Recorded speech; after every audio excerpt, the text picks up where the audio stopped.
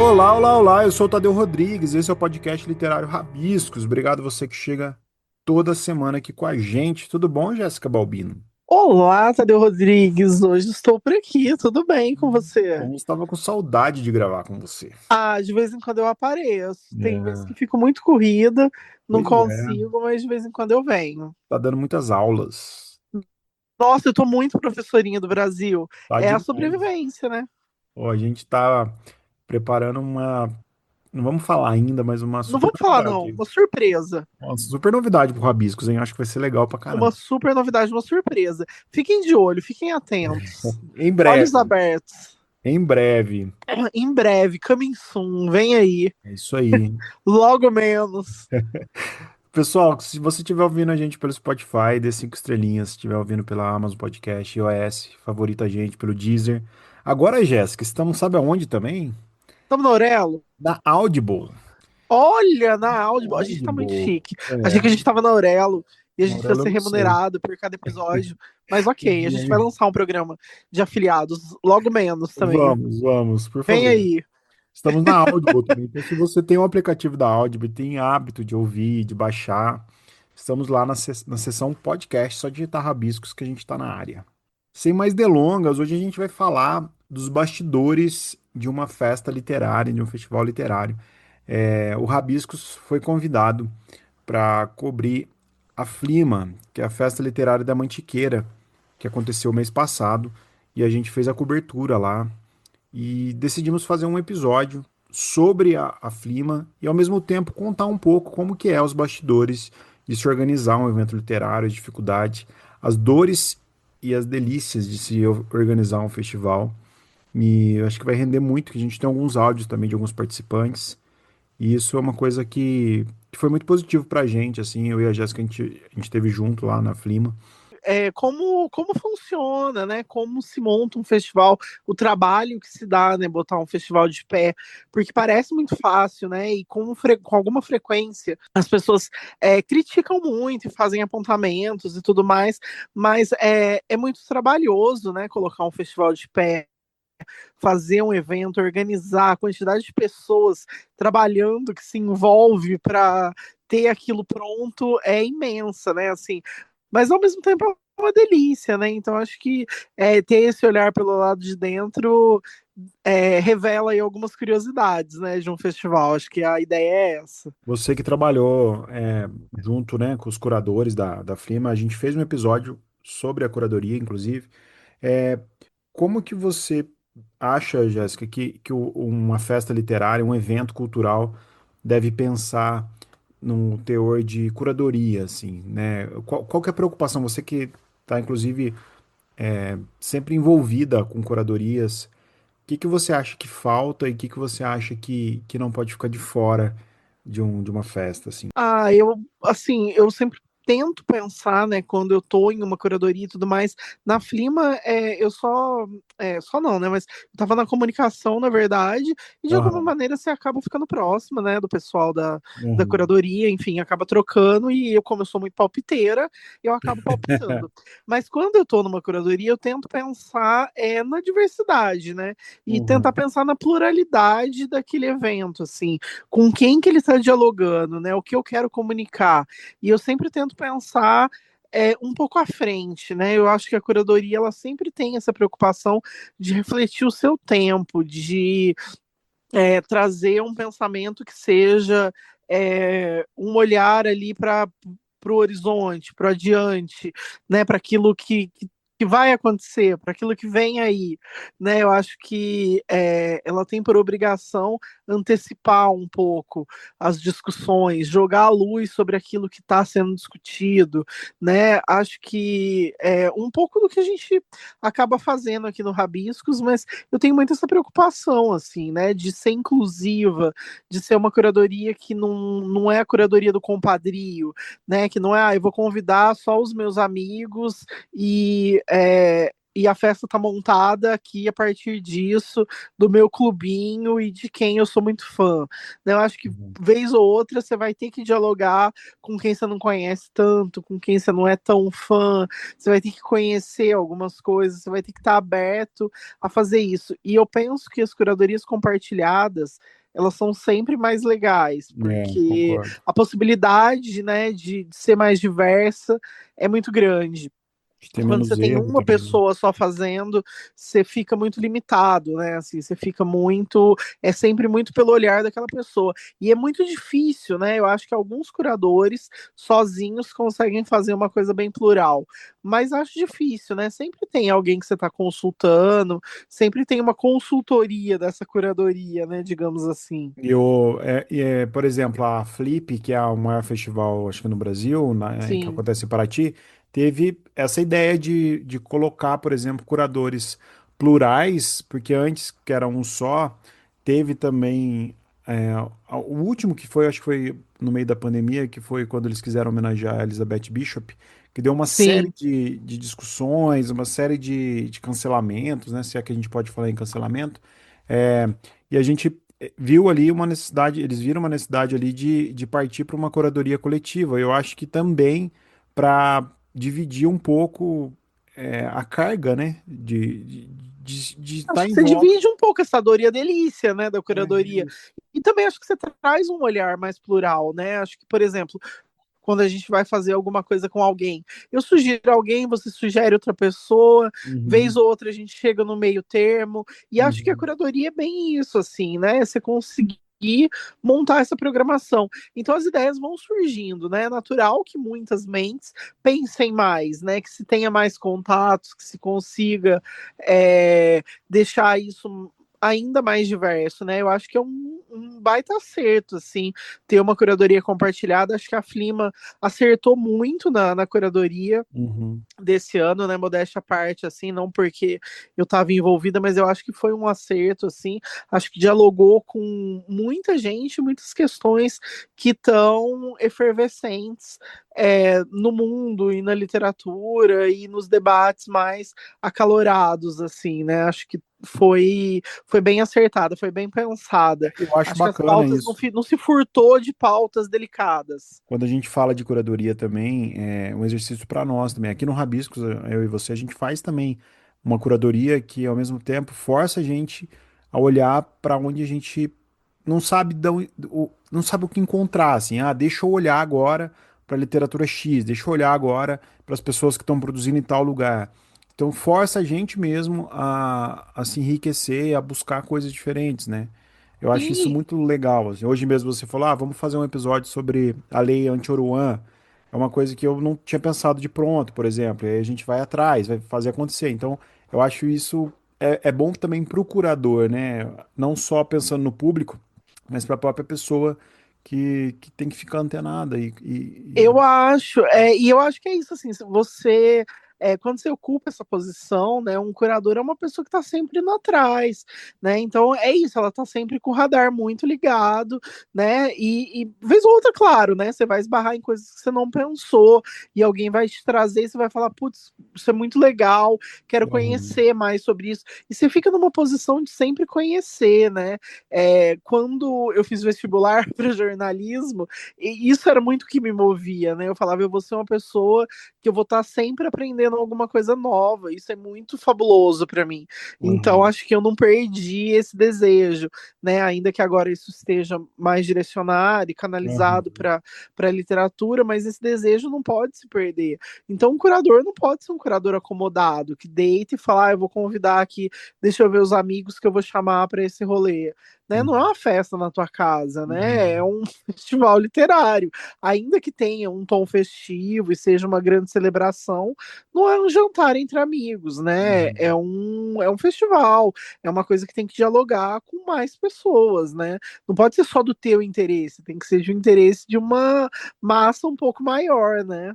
Sem dúvida. E essa pluralidade que deve ter numa festa, né, literária, que aconteceu, né, em Santo Antônio do Pinhal, na Flima, a gente tinha intervenções urbanas, né, no meio da cidade, tinha feira, mas tinha produtores locais também, vendendo artesanatos, vendendo produções deles, de comida, de decoração, e tudo acontecendo num ambiente que as pessoas podiam comunicar, estar junto, conhecer outros cantos, né?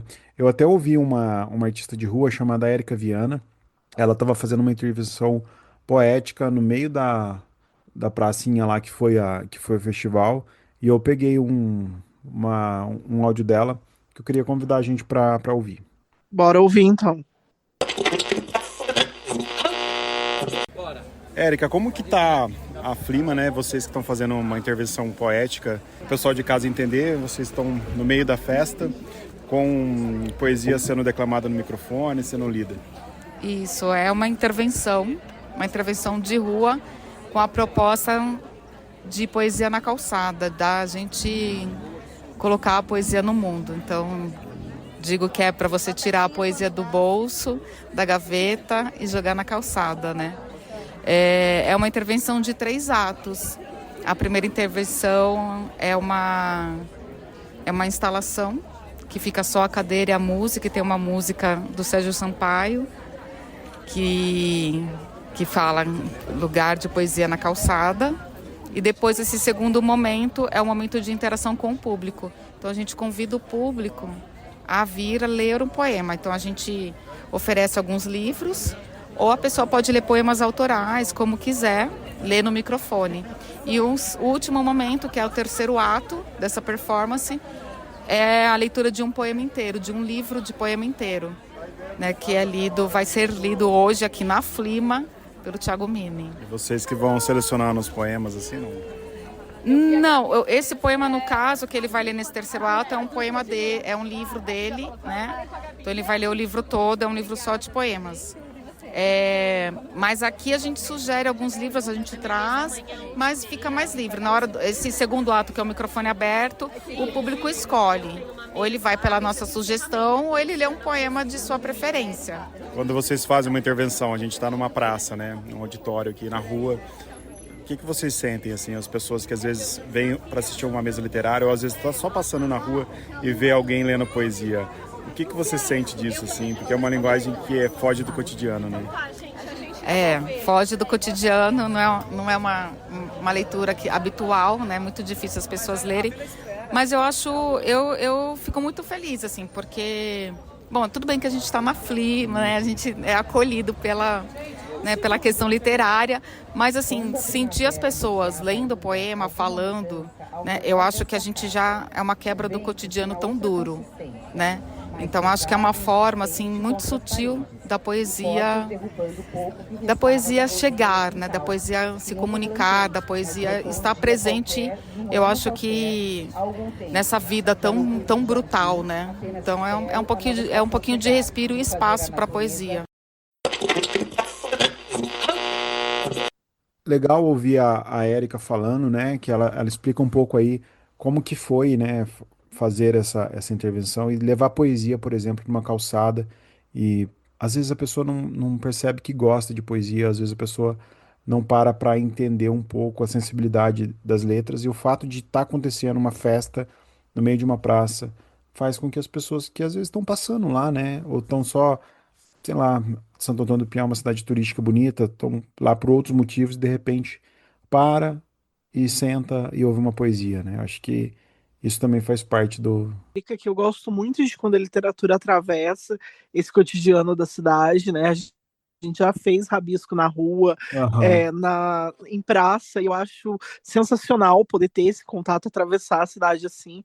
Então, né, fica aí essa esse olhar para isso, né, para essas intervenções, eu gosto bastante. Tiveram outras, né, na Flima que eu gostei bastante. Teve um lançamento do Júlio de Ló, que é um livro que fala sobre a sedução algorítmica, e ele colocou uma pessoa vestida de dedo, teclando numa tecla imensa, assim, um celular gigante, e eles caminhavam pelo festival, e Foi acho que ótimo isso isso. foi muito legal, assim, porque dava uma assombrada e ao mesmo tempo era curioso de ver, então acho que toma um pouco, achei bem legal. Mas sobre a montagem das mesas, eu gostei muito. É claro que nem tudo funciona 100%, né? Tem sempre a expectativa e a realidade, mas eu achei que contemplou muita coisa, né? A gente tinha desde mesa de poesia, mesa de emergência climática, mesa sobre a Jurema Preta, mesa sobre é, a migração, né, e refugiados e Gaza e o muro, né, do Trump. A gente tinha mesmo sobre feminismo. Então acho que tinha foi uma curadoria que tocou em muitos pontos que são sensíveis, que vão ficar sensíveis, que merecem um olhar mais atento, e eu gosto muito disso. Foi uma curadoria que, ao mesmo tempo que acolheu, ela foi provocativa, né? Você não saía ileso das mesas, né? Eu acho que a gente conseguiu. As mesas provocaram discussões, elas acaloraram o debate, e eu gosto disso. E de uma forma positiva, né? De uma forma afirmativa. Não de uma forma tipo, nossa, que vexame essa mesa, que absurdo que tal convidado falou. Mas sempre pensando que curioso que é esse olhar. Eu nunca tinha parado para olhar por esse lado, assim. Mas eu vou puxar a sardinha muito pro meu lado, que é uma mesa que eu gostei muito de fazer, foi a do Edir Augusto com a Morgana Kretzmann, Ah, sim. que é falando dos Brasis, né, e de como essas narrativas e essas fronteiras, né, tanto físicas quanto imaginárias, do país se dão. Sem Foi dúvida. uma mesa bem legal. Lembrando que todas as mesas estão no YouTube, então dá para assisti-las. E eu gostei muito de fazer essa mesa, assim, não é uma mesa hit, né? Eu fiz a mesa da Mili Lacombe e da Bianca Santana, que foi uma mesa muito hit, assim, né? Foi uma mesa bem hypada, lotada e tal, e fiz essa do Edir, então, com a Morgana. E eu gostei muito, acho que foi uma conversa muito rica, acho que foi gostosa, acho que tensiona outros debates que ficam mais numa segunda camada e num segundo plano, né, que são esses múltiplos Brasis, essas fronteiras que a gente tem entre o norte e o sul, esse olhar para cidades que a gente nem sempre está olhando, e para realidades que estão sempre mais submersas. Então, acho que ele dá uma cutucada nisso, assim, uma deslocada, uma incomodada nesse sentido. E ambos têm uma literatura muito legal, ambos já vieram no Rabiscos, então vou puxar essa sardinha aí. É muito legal, tanto a Morgana quanto o Edir. O Edir que tá com a série agora, Psica, na Tá saindo aí, né? Edir vai ficar segundo badaladíssimo no segundo semestre, vai ficar. semestre. Ele veio falar sobre, inclusive, o Luiz Sim, Biagione que me alertou quando saiu a produção. Eu falei com o Edir de novo. E muito legal, né? Essa pluralidade você falou da Miri e da Bianca Santana, né? sim, Que foi muito bacana dentro dessa badalação que foi também algumas mesas, né, irritada assim.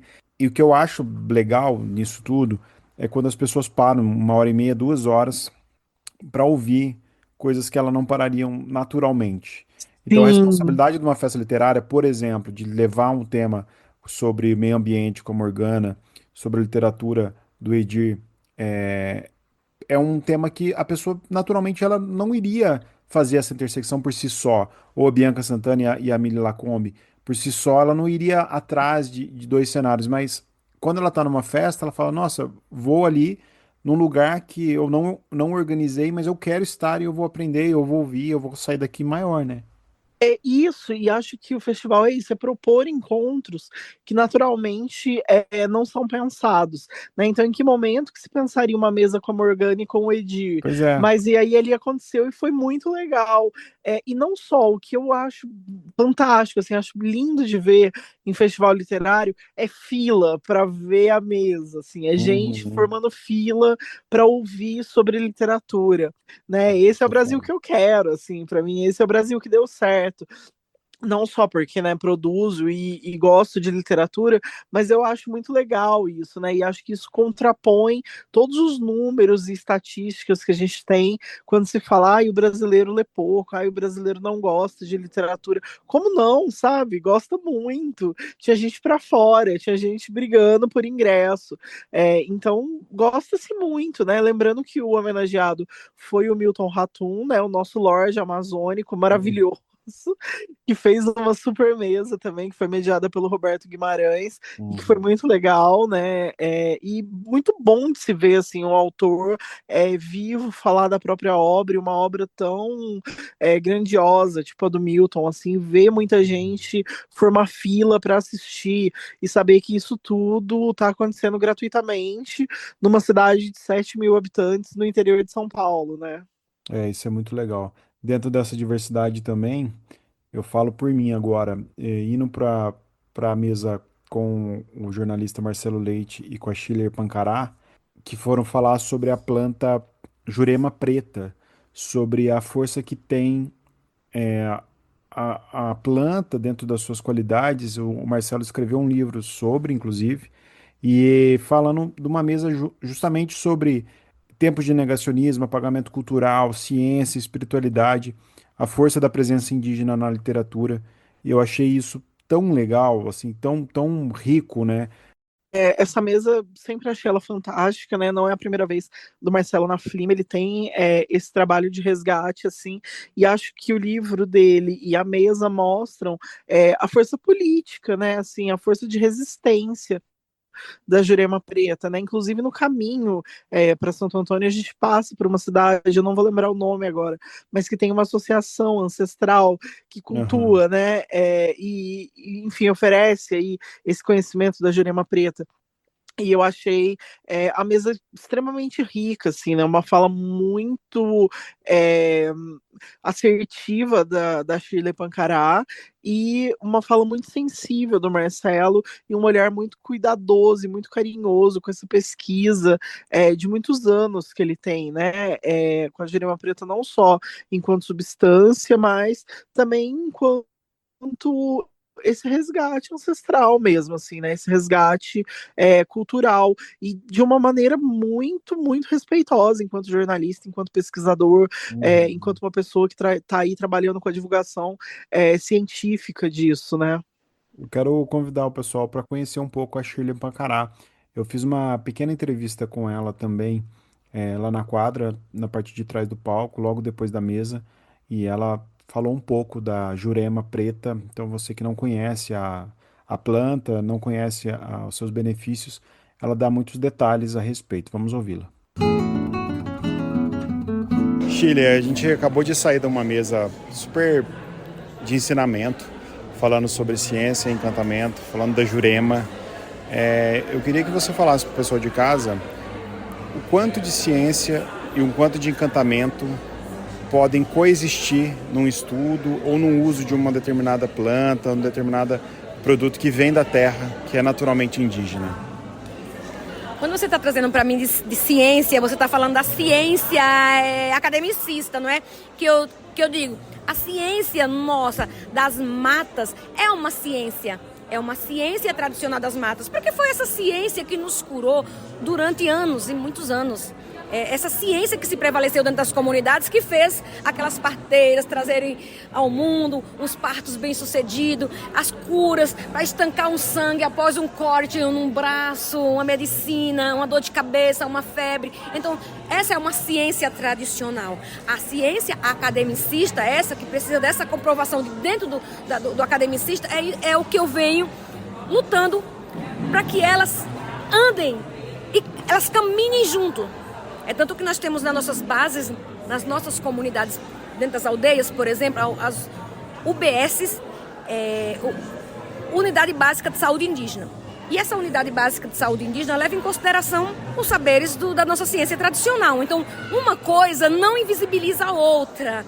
E por isso que a gente traz parte, porque nem tudo da nossa ciência tradicional pode ser contado em livro exposto para todo mundo, né? São ciências próprias nossa mesmo, dos nossos locais, da nossa comunidade. Mas o que se pode trazer, até para informar, para evitar estereótipos e violências contra os nossos povos, a gente leva para essa ciência academicista, para que elas possam caminhar juntas, porque as duas são importantes. As duas são importantes. A crítica que eu sempre faço é quando uma tenta se sobrepor à outra, mas elas são importantíssimas. E aí é isso que a universidade traz, né? Quando você como representante dos povos originários, Tem um preconceito da academia, porque você também é da academia, tem algum preconceito da academia quando entra nas discussões do encantamento em si, ou da espiritualidade, se é que eu posso falar assim?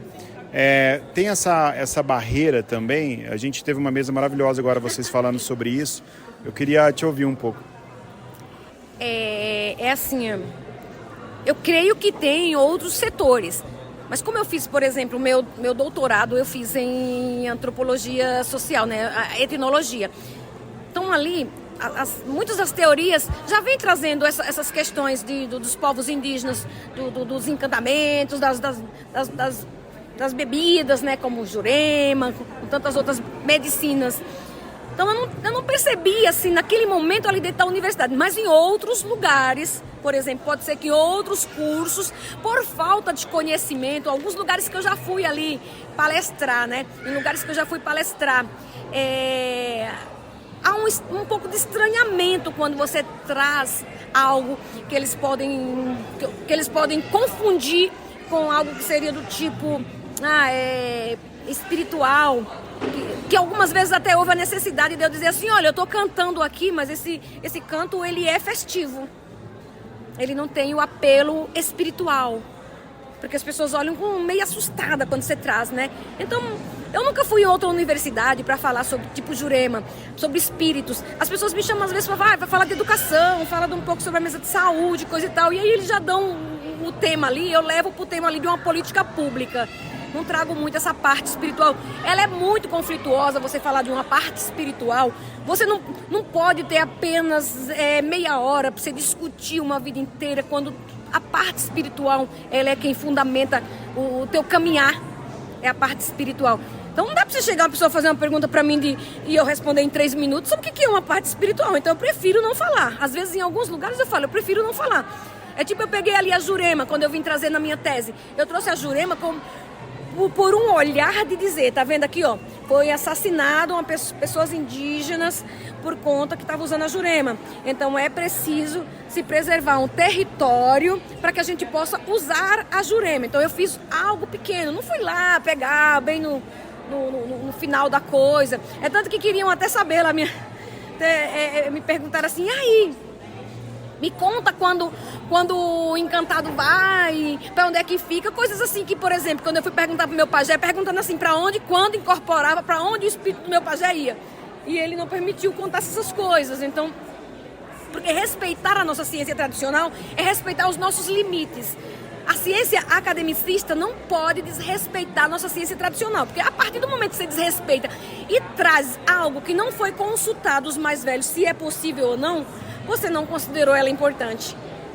Quando a gente fala de uma planta tão importante como a Jurema, que eu particularmente conheci hoje, né, através de seus ensinamentos, e que o Marcelo Leite, jornalista que escreveu um livro sobre, que fala do efeito psicoativo, e a gente vê muitas vezes com preconceito coisas que envolvem drogas, que falam que tem alucinógeno, essas coisas, e ao mesmo tempo uma sociedade completamente consumista de remédios, cada vez mais remédios para depressão, para ansiedade e tudo mais, né? Até que ponto uma pessoa pode ir, né, para falar assim, eu quero a Jurema, mas eu tecnicamente não preciso respeitar nada, eu só quero o efeito psicoativo dela. Como que você vê essa intersecção e com os remédios atuais? Essa é a minha crítica que eu faço. Essa é a crítica que eu faço a quem usa a nossa medicina tradicional. Porque para você usar uma medicina tradicional nossa, você precisa estar conectado com a terra, você precisa estar conectado com a natureza. E não estou falando para você ficar alienado. Eu estou falando que você tem que entender e compreender. Quero me curar assim, porque desta forma é a forma que eu sinto que eu vou me curar. Por quê? Porque você já tentou lá na sua medicina do seu campo e viu que ela não resolveu o teu problema. O que ela fez foi te atacar outro.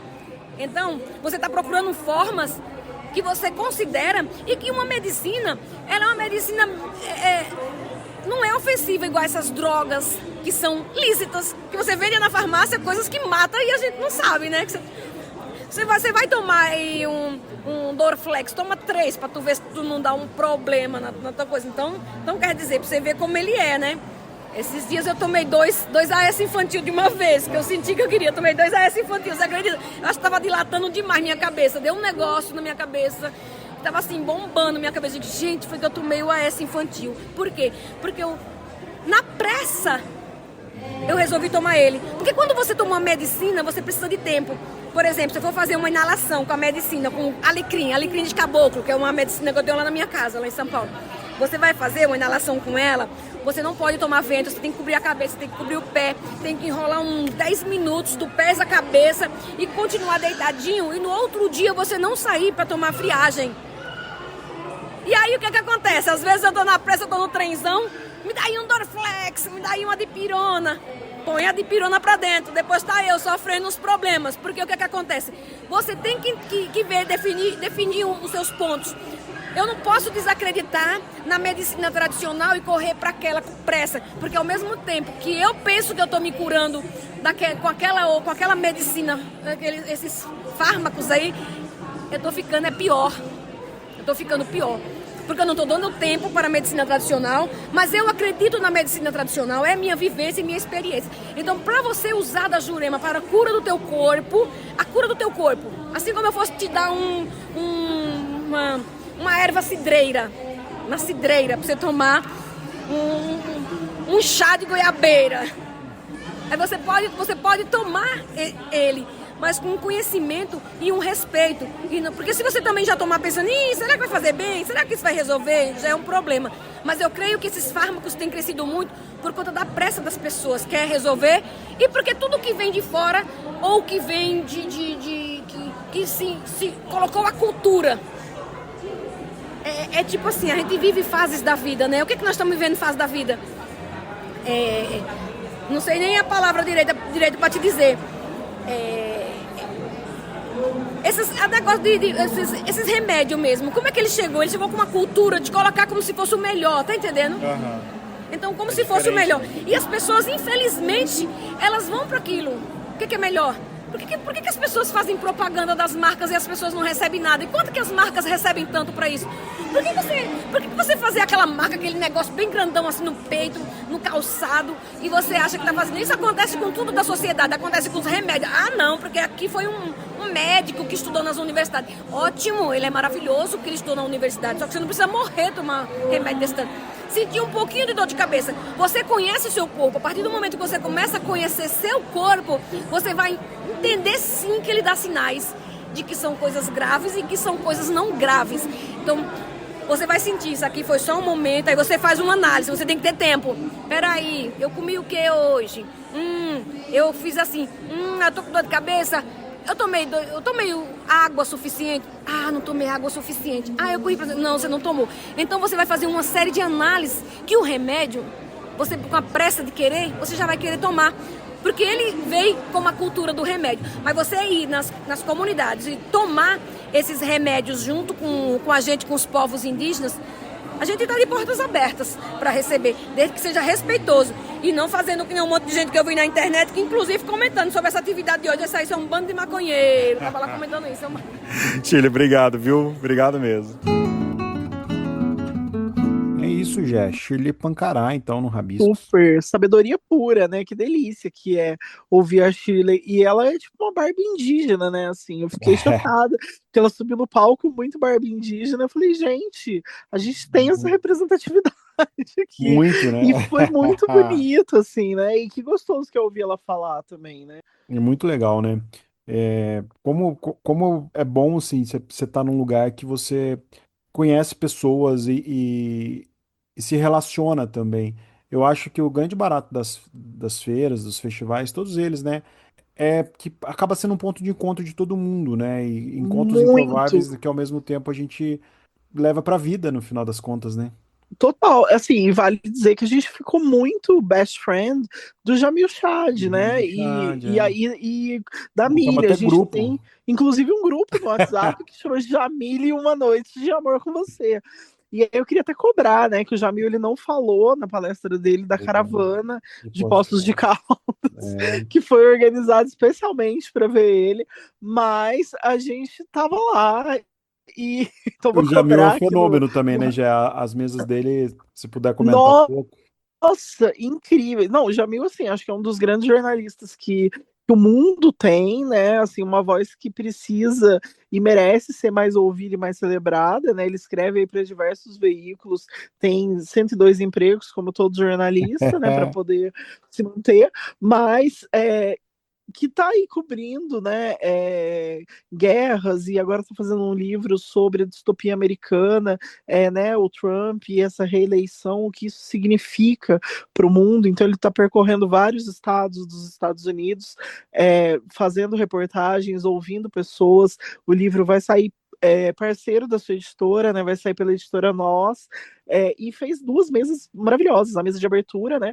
Mediada pelo Roberto, onde ele falou da distopia americana, então foi mais voltada para isso, e uma mesa com a Marie-Ange, né, que foi, o tema era justamente esses deslocamentos, né, esses deslocamentos forçados e tudo mais, e falou, ele leu uma carta, inclusive, para os refugiados, e super emocionante, né, inclusive, assim, então o Jamil é uma grande voz, uma grande força, e que agora é nosso amigo, né, a gente está em campanha para ele vir para Poços, mas isso que você falou, eu, né, comecei brincando e tô falando sério, mas queria só destacar uma coisa, que isso que você falou da convivência, né, eu Uhum. acho que um festival, quando você viaja, não é um festival tão grande, e você forma um grupinho, igual a gente formou, uma turminha, a gente já foi, né? É a nossa turma corriqueira, Aham. e indo para esse festival, mas se juntando com outras pessoas. Isso é muito gostoso. E teve uma coisa curiosa, que você não ficou na mesma pousada que a gente, mas a Não, eu não. maioria dos autores e de quem estava trabalhando ficou na mesma pousada, que Aham. parecia uma vila. E aí a gente começou a brincar, que é uma verdadeira vila literária. Inclusive, fizemos até um vídeo, porque a gente acordava e dava de cara com as pessoas. Uhum. Então, era meio que uma vilinha do Chaves ali. Foi muito divertido, assim, tomar café da manhã, essas manhãs com as pessoas e viver essas 3 noites de mil e uma que queremos viver juntos aí.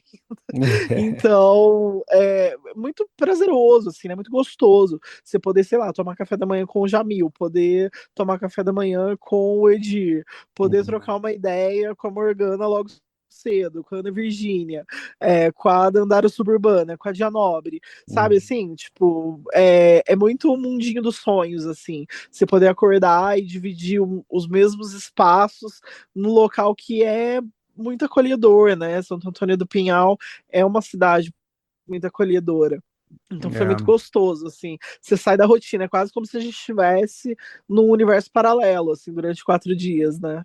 esses destaques com a Dia Nobre, com a Dandara Suburbana também foram muito importantes, os temas. A mesa que elas fizeram sobre fé, né? Mulheres, É, fé, religião e hum, política foi maravilhosa. sensacional. Assim, também deixa. Todas as mesas foram muito legais, né? Então fica esse destaque aí também para essa mesa, que muito bem pensada, muito bem formatada, e um tema muito legal, né? Porque a Dia escreve sobre a Maria de Araújo, que inclusive ela veio aqui no Rabiscos e falou sobre. Uhum. A Ana Virgínia Baluzier escreve sobre a fé evangélica, né? Ela tem um livro que chama O Púlpito, e a Dandara Suburbana escreve sobre os terreiros, sobre candomblé, tem Uhum. lançando o livro aí A Culpa é do Diabo.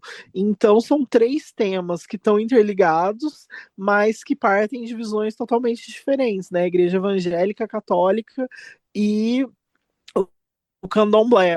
Vale Uhum. muito ver a mesa delas, foi Vale. Lembrando muito que tá tudo no bacana. YouTube, né? As mesas estão todas no YouTube, o pessoal que quiser acompanhar Sim, todas as mesas da Flima no YouTube, vale acompanhar com o, imagens e áudio. e áudio. O que eu acho importante, né? E a Flima provou isso também, é a capa política, né? Sobretudo político, um movimento político que é um festival literário. A gente falou do Jamil, né? O Jamil, que é um jornalista que faz análise geopolítica super importante. Esse recorte que a Jéssica falou que ele está fazendo, visitando vários estados. Ele visitou vários estados pobres dos Estados Unidos, mostrando a miséria também, mostrando que a fila da fome tem cor, que as pessoas passam necessidade dentro do que antigamente era pintado como sonho americano, né? E a gente sabe o tanto que ruim isso, tanto que está ruindo isso. E eu acho que essa pegada política que faz a gente enxergar o outro, que faz a gente, dentro da alteridade, né, humana, reconhecer os espaços, entender onde o outro está. O Jamil fez um recorte também sobre Gaza, né?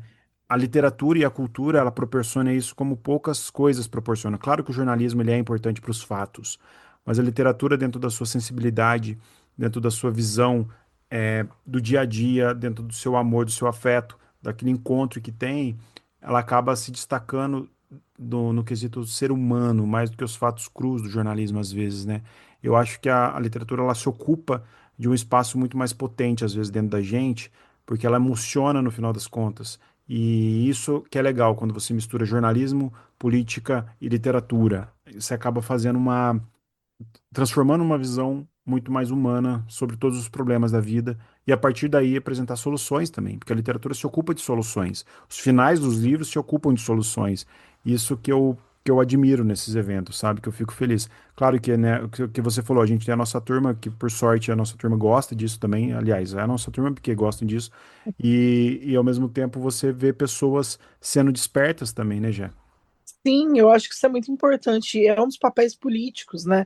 Acho que do livro, da leitura e dos festivais é convocar essas pessoas, né? É furar a bolha, é estar ali e de repente falar com uma pessoa que não está pensando nisso e convocar ela para ouvir esse bate-papo, essa conversa e participar disso. É fazer com que ela chegue em casa e comente do que ela viu e vivenciou e expanda esse debate, né? Ainda que ela não tenha termos específicos para falar de Gaza ou para falar da distopia americana, mas que ela vira e fala: olha, hoje eu vi um jornalista, Jamil Chad, no festival e ele falou isso, e isso me cutucou e me despertou, porque a gente tem que começar por algum lugar, né? E quando a gente trata o livro e a leitura enquanto festa, enquanto isso é uma festa, enquanto a gente tem música também, né? Esse ano tiveram os shows, então Uhum.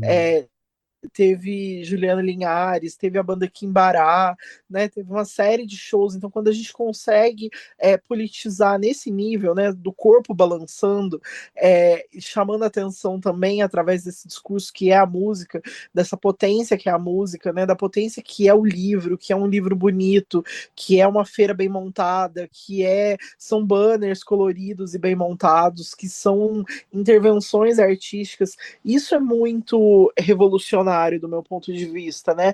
E um festival literário ele é político por isso. Ele convoca quem não está nesse meio, né? Ele não pode falar só para quem já é letrado, só para quem já está inserido no meio cultural, só para quem tem condição de ir lá e comprar não um, mas vários livros, né? Ele tem que dialogar com a pessoa que está limpando o salão também. Ele tem que dialogar com o pipoqueiro do outro lado da rua, né? Ele tem que falar para todo mundo, né? Sem distinção nenhuma. Todo mundo tem que estar ali e em algum momento ser capturado por aquilo, em algum momento ser fisgado, em algum momento se emocionar de ver o Milton Ratum, ou de ouvir a Shirley Pancará, ou de dançar com o Cacaverá. Isso tem que fazer algum sentido para as pessoas. E eu acredito muito nisso, né? Então eu acho que colocar a literatura enquanto festa é, é muito mágico, assim, vem de um outro lugar que convoca as pessoas de uma forma talvez mais simples do que pareça, né? Por mais complexo que seja fazer um festival e botar ele de pé, essa convocação ela se dá de uma maneira muito simples, que é pela identificação, que é pela empatia, que é pela conexão do discurso, do afeto. Então, acho que é por aí, assim, acredito muito nisso, né? E é legal que, paralelo a essas as grandes mesas, né? O festival abriu um edital para as mesas paralelas, então tiveram várias discussões também, Sim, você menores, mas que estava participou. com vários temas também, e isso eu acho que isso enriquece também a cena, né? Total, você participou, né, da mesa do Mauro Paz e do Rafa Do Zincone, Rafa, falando que é sobre nosso amigo e foi falar do livro dele da Tropicália. Tem episódio dele aqui também, e do Mauro também. Mas é isso, teve, né, essa convocatória, esses editais, que inclusive foi também para essas intervenções, né? Então, a do algoritmo que eu mencionei, teve a do Uhum. Saulo Damasceno, que era da cápsula do tempo, que as pessoas escreviam cartas para o futuro e ele vai deixar fermentando e entregar essa carta em 2040 para as pessoas. Teve esse rolê Teve a mesa ainda. do Rafa. teve muita coisa, né? A poesia na calçada, teve a intervenção dos 5 minutos para uma história. Então, assim, várias coisas que tiveram acontecendo ali foram resultado dessa convocatória, né? Dessa chamada, que é um jeito também de democratizar. E sabendo aqui que o valor está muito longe de ser o ideal, que o número de propostas escolhidas está longe de ser o ideal, que a estrutura oferecida está longe de ser ideal, mas ainda assim tentando fazer algo com o recurso público, que é dividir ele no maior número de fatias possíveis. Então, é o Uhum. dividir para multiplicar, né? E pensar no quanto esses pequenos pontos, assim, né? Essas pequenas intervenções, essas pequenas mesas, essas pequenas falas puderam ampliar o debate, convocar as pessoas e despertar alguma coisa de novo, alguma coisa de diferente, uma vontade de fazer. E dito isso, né, eu quero dizer que eu sou muito fruto disso, né? Eu sou muito fruto de ser fisgada por essas pequenas intervenções, pelos festivais, pelas demonstrações, por aquilo que se mostrava possível dentro de um cenário de impossibilidades. Então, como é importante realizar, né? Como é importante fazer, como é importante somar no meio disso tudo, né? Sem dúvida, eu acho que esse episódio acaba sendo um episódio muito especial, porque muita gente é, desconhece os eventos e às vezes não fica antenado do que está acontecendo. E eu acho que se a gente estimular um pouco as pessoas a procurarem esses eventos, a fazerem com que eles façam parte também de um lazer em família, que as pessoas possam falar, nossa, eu sempre vejo falar, mas nunca fui atrás. E hoje está tendo muito evento no Brasil todo, né? Não só aqui no eixo sudeste, mas está tendo muito evento em todos os lugares. E às vezes a pessoa passa muito despercebida, assim, sabe? Às vezes a pessoa ouve falar, mas fala, não sei o que que é. Então eu acho que isso é válido também para as pessoas que estão ouvindo a gente e falar, nossa, que bacana, né? Agora eu tô vendo como é que funciona, como que as pessoas se organizam, o que que as pessoas pensam para construir uma mesa de debate, para construir uma palestra e fazer com que as pessoas se sintam inspiradas. Eu acho que no final das contas é isso, né? A literatura e os debates literários servem para inspirar. E a pessoa inspirada é uma pessoa que modifica, uma pessoa que faz as coisas acontecerem também. E não trabalha só para si, ou não trabalha só, não vive apenas para, sei lá, fazer o seu ali, seu feijão com arroz. E se potencializa, e a partir dessa potência, ela transpassa isso para o outro e para a sociedade, para sua família, enfim. No final das contas, é isso que a gente quer, né? A gente quer pessoas potencializadas, emocionadas e que se reconheçam também dentro dos valores que tem. Então, eu acho que episódios assim, a gente não faz tantos, mas esse lado B, esses bastidores, eu acho muito importante mostrar esse making off do dia a dia de uma festa literária justamente por isso, né? Sim, a gente é muito romântico, na verdade, né? Olha só, a gente está Ah, aqui muito. Vamos todos ser salvos pelos festivais literários. Mas eu gosto muito disso, eu concordo muito com essa visão. Eu acho que emociona e motiva as pessoas, eu acho que é combustível. A gente sai de um festival muito nutrido, né? uhum, Muito alimentado, assim, de um lugar muito subjetivo. A subjetividade fica muito mais fortalecida a partir dessas vivências, né? uhum, E eu acho que isso é para todo mundo, né? Claro que nem todo mundo vai amar festival literário, nem é essa a uhum. pretensão, mas é importante que as pessoas saibam que é um espaço democrático, que é um espaço que é para todos, né? Assim, qualquer pessoa pode chegar e assistir uma palestra e folhear um livro e deitar num puff e descansar e ver um show, né? E participar daquilo e realizar.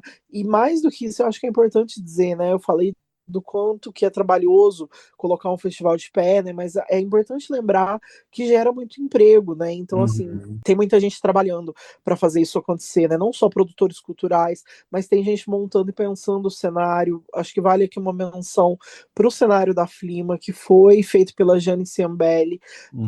que é uma pessoa que, sei lá, poderia definir como uma artista, uma cenógrafa de Santo Antônio do Pinhal, mas eu sei que tem muitas outras ocupações e profissões, mas que fez um cenário belíssimo, assim, né? refletindo o que é esse momento, o que foi o tema, né, que eram os deslocamentos e pertencimentos, então que construiu um cenário pensando nisso. Então, desde isso, né, ela concebeu o cenário, fazer o pessoal da montagem, o pessoal da técnica, né, o pessoal do som, da luz, da captação de áudio, da captação de vídeo, os produtores locais, os produtores executivos que vão fazer pagamento, pedir comida, organizar transfer de escritor, organizar hotel. Tem muita coisa, né? O pessoal da comunicação, que era uma super equipe esse ano, né? Porque não é só o que se vê na rede social ou nas matérias, mas a comunicação visual, a comunicação digital. Então, muitas mãos, né? A curadoria. Então, um festival é feito por muita gente, né? E é um trabalho que começa muitos meses antes e que se estende para depois do festival também. Então, como é importante que esses eventos aconteçam, porque eles movimentam também a economia, né? Movimenta a economia de uma cidade. Tipo, no domingo a gente foi almoçar e todos os restaurantes estavam super lotados e tinha muita gente consumindo.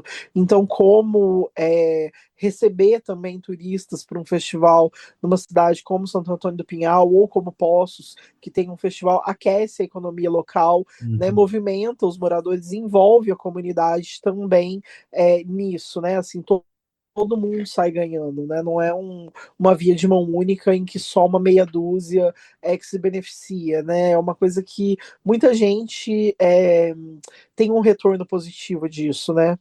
É isso. É isso, Jé. Que Fizemos bonito, um né? A gente está muito episódio. sonhador. Vamos A viver gente, de festival a gente literário? acredita na literatura, né? Aparentemente, sim. A gente está aí no 7º ano, né, do Rabiscos, É, então aparentemente algo me diz que a gente acredita nesse mas poder. eu gosto desses episódios viajados que a gente fica divagando. Parece que a gente está chapado, mas na É, verdade não. Mas poderia ser também. poderia ser Enfim, também. Não por seria um que não? problema. Não tem problema. Eu queria deixar aqui esse espaço para dizer, olha, eu sou uma excelente curadora, então me Não é chamem mesmo? para fazer curadorias, me remunerem por isso, tá? Antes de Remunerem qualquer a coisa. Gé, E o procurem Tadeu ela. também, convidem o Tadeu, remunerem o Me Tadeu. convidem também, por favor. E quero agradecer a parceria, Tadeu, por Tamo ir com o junto. Rabiscos, estar lá para cobrir, vivenciar isso, foi muito gostoso. Espero que venham mais festivais, que tenhamos mais espaços para fazer coisas como o podcast, que é sempre tão rico. Sem dúvida nenhuma, Gé. Obrigado pela parceria, você também, por estar sempre junto, topar minhas loucuras todas. Sabe que eu te amo, sabe Bora que que eu bora. gosto muito de estar aqui com você também, nos nossos episódios solos. Eu acho que a gente tem muito para trocar e a gente sempre se entende. Eu acho que esses 7 anos aí prova isso, né? Sim, vem aí, vem aí, vem aí, 7 anos com novidade. E diferente de relacionamentos amorosos, a gente não tem a crise dos 7 anos, É então a gente está verdade. firme. Pro desespero dos haters, a gente está. Já estamos indo quase para Quem é 8 anos, hater, não então. sabemos. Acho que a gente não tem hater, mas se a gente tiver, pro desespero deles, estamos firmes aqui, rumo às festividades de 7 anos do Rabiscos. É Então, isso. vem aí.